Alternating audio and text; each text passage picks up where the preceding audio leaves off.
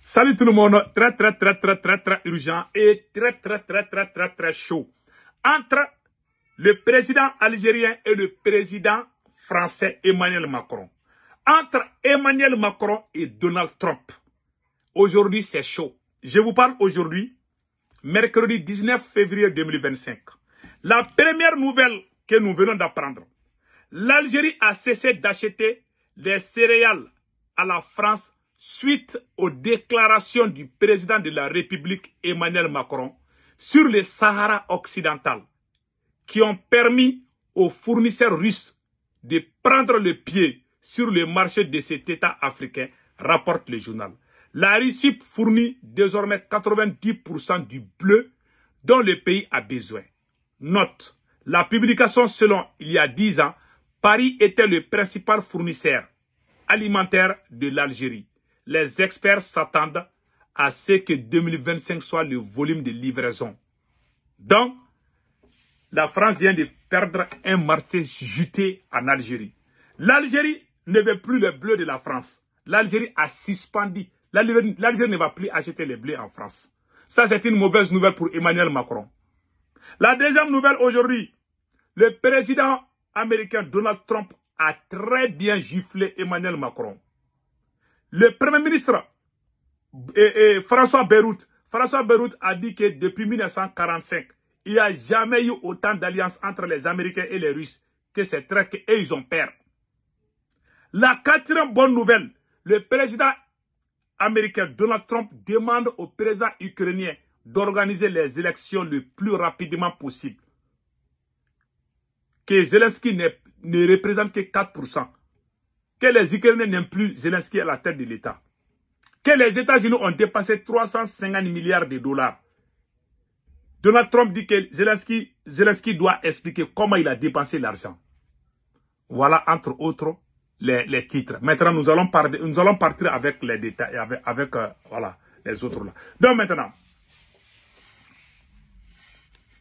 voici le message de Donald Trump adressé au président.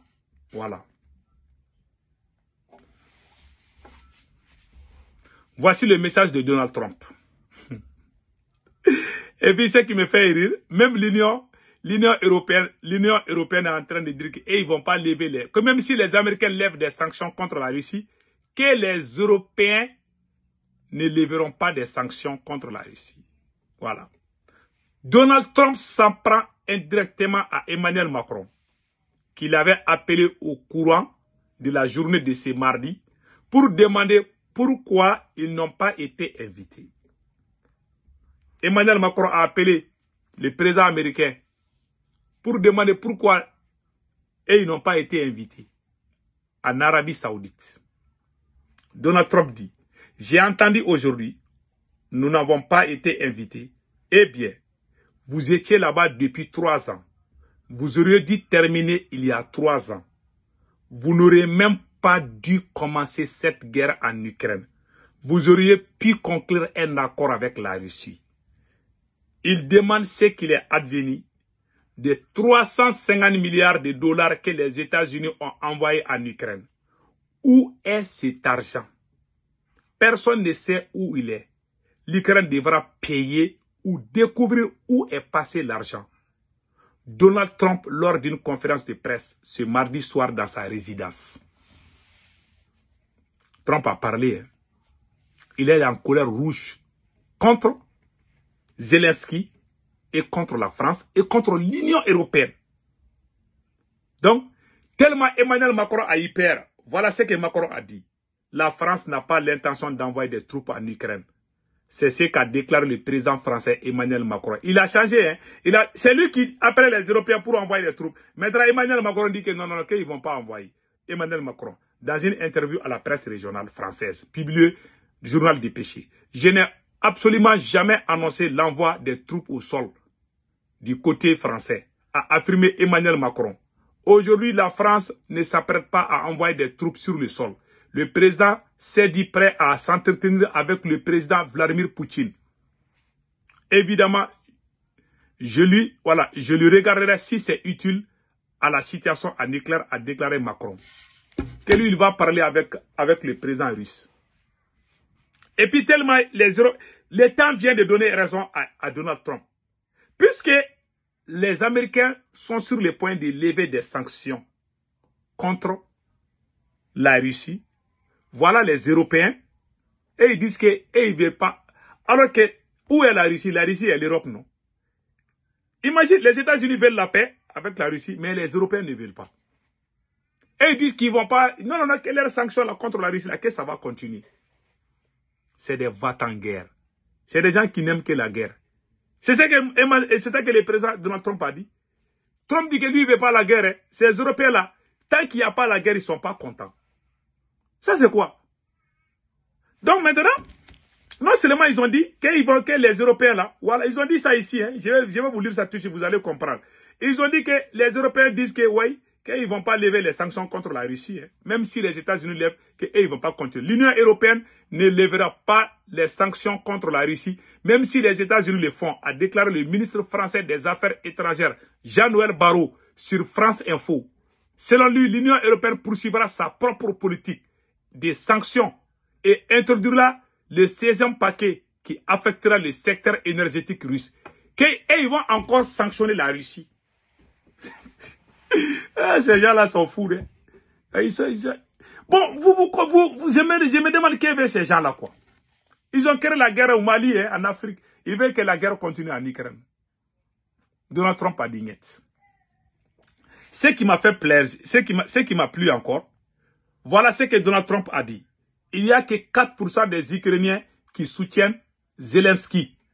Il faut des élections. Si l'Ukraine veut participer aux négociations, a affirmé Donald Trump ce mardi dans une interview publiée par la chaîne américaine Fox News. Trump a déclaré que l'Ukraine devrait organiser les élections, affirmant que Zelensky n'avait que 4% de soutien parmi la population. Que Zelensky ne savait pas où se trouve la moitié de l'argent alloué par les États-Unis. Si l'Ukraine veut une place à la table de négociation, elle doit organiser les élections. Voilà. Il dit, parce qu'il dit que lui, il ne considère même pas Zelensky comme le président ukrainien. Qu'il faut qu'il y ait des élections et que Zelensky ne se présente pas. Pour Donald Trump, Zelensky a volé de l'argent. Il a détourné de l'argent. Et il n'est pas aimé par les Ukrainiens. Et puis il dit, comment Trump n'arrive pas à digérer le fait que Zelensky est allé affronter la Russie. Pourquoi tu as fait la guerre contre la Russie? Voilà. C'est ce qu'il a dit. C'est pas moi. Hein. Voilà ce qui m'a fait rire encore ici. Je vais vous lire ça tout de suite. Ça fait rire. Hein. Nous assistons à une alliance impensable entre Poutine et Trump, a déclaré le Premier ministre français, Bayrou. Pour la première fois depuis 1945, la guerre pourrait venir sur le sol européen, nous encercler, a ajouté Bayrou. Selon lui, nous sommes dans le contexte des années 1930 où les icebergs s'appressent de nous et la réunion de Paris à l'Élysée n'a pas pu les arrêter. Nous assistons à une alliance indispensable entre Trump et Poutine, qui marginalise l'Europe sur son propre sol, a conclu le Premier ministre français. Le fait que Vladimir Poutine et Donald Trump sont amis aujourd'hui, et ils n'arrivent pas à dormir. Ils disent que depuis 1945, parce que les Américains et les Soviétiques ont fait l'union pour battre Hitler. Ils voient la même chose venir. Pour les Européens, on doit combattre la Russie. On n'a même pas cessé de faire la guerre. C'est des va-t-en-guerre, ils ne veulent pas tous les Européens. Je parle de la France surtout. Partout où il y a les satans, la France est dedans. Ils ne veulent pas la paix. Je parle des autorités françaises, pas le peuple français. J'ai beaucoup de respect pour le peuple français. J'ai des amis français. Donc je parle des autorités sataniques de la France. Ils ne veulent pas la paix. Même en Afrique, là, c'est eux qui sont derrière les terreaux là. Donc, que Dieu bénisse l'AES. Ça, c'est une bonne nouvelle pour l'AES. Le fait qu'ils s'affrontent là, ils vont nous oublier au moins, nous, on va y respirer un peu. Donc, mes chers frères et sœurs, passez un excellent week-end. Ciao, ciao.